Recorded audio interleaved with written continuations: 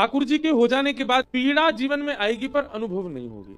एक संत थे, वो बेचारे इसी भाव में रहते थे। तो एक दिन बैठे थे, तो बैठे बैठे बस बैठे गंगा जी के किनारे बैठे बैठे उनको भगवत स्मरण होता रहता था। किसी कीड़े ने काट लिया उनको एक जगह,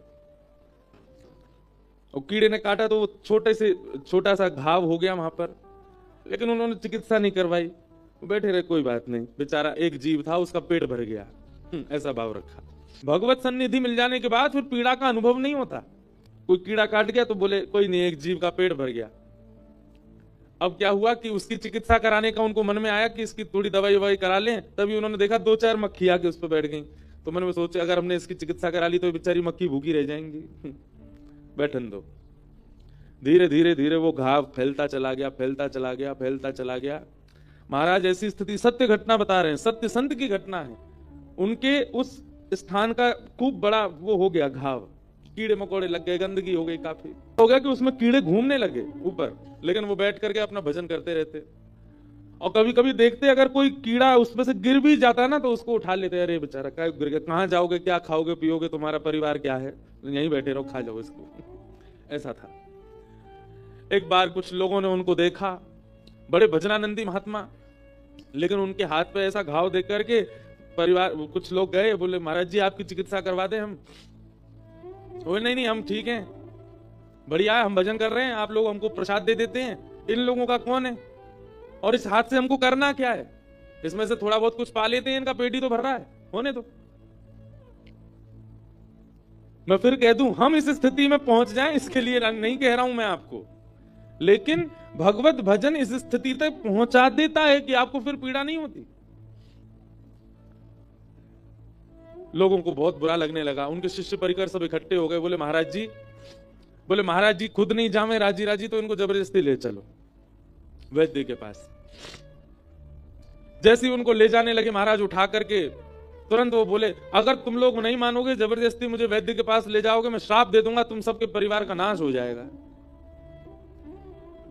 महाराज जी का ऐसा कहते ही सबने छोड़ दिया, नहीं नहीं महाराज जी आप ऐसे ही रहो। अच्छा देखो संसार कितना विचित्र है। पत्नी के सिर में दर्द हो रहा हो या पत्नी को पीड़ा हो रही हो, नहीं जा रही हो डॉक्टर के पास, पति जबरदस्ती ले जाए, पत्नी रास्ता में कह दे तुमको कसम है मेरी मत लेके जाओ, पति फिर भी ले जाएगा। लेकिन संत महापुरुष भजनानंदी अगर यूं कह दे तुम्हारा नाश हो जाएगा तो ठीक है महाराज जी आप पड़े रहो, नहीं लेके जाएंगे, कोई बात नहीं।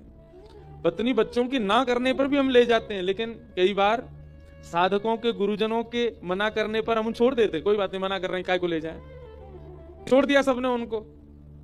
अभी तो महाराज जी बड़े नाराज हो गए, बोले तुम लोग ले जा रहे हो वैद्य के पास और मुझे जाना नहीं है।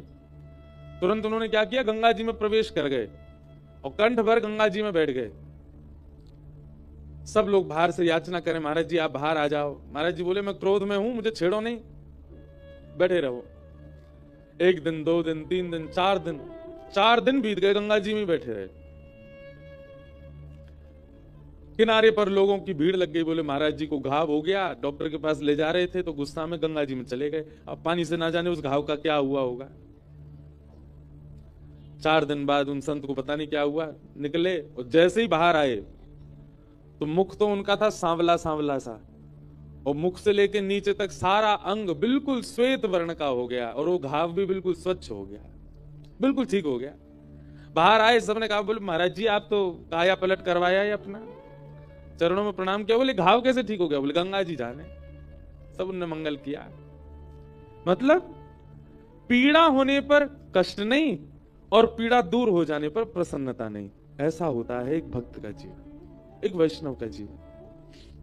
हम इस स्थिति में तो नहीं जा सकते, हमको तो न कोई सुई चुभ जाए, चींटी काट जाए तो हम भागें,